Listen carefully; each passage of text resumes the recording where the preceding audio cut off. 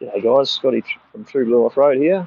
Just going to do a quick video on soft shackles, show you how to use them, just to help you make the switch from metal shackles to soft shackles.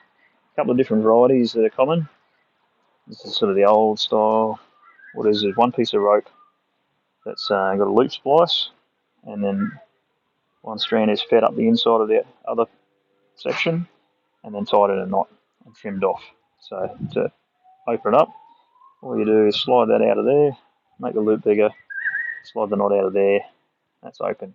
Feed it through the eyelet of your recovery point, through the eyelet of your snatch strap, back together, and then you just slide the outside rope over the inside so it closes up the loop. And this one's a bit crusty with mud, so it doesn't slide up there as far as it should, but still, with a loop like that, that's never coming undone. Nice and safe. To undo it, same deal. Just slide that open, knot comes out, you're done.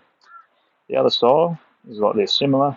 One piece of rope, it's spliced through and out the other side, different style of splice, still works. The other end is similar, a knot and trimmed off. Sometimes they're not trimmed off. This one's got a sleeve on it, as you see. Sleeve's torn. These are pretty flimsy, they don't do a great deal. If you've got a sharp edge, it'll probably still cut through that.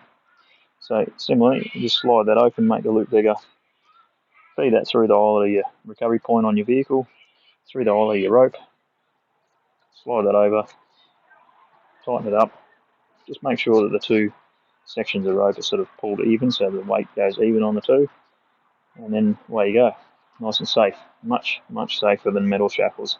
And that's the whole point of soft shackles and synthetic ropes. Stay tuned, next video I'll show you how to use one of these with a pulley block so you can get mechanical advantage. See you then.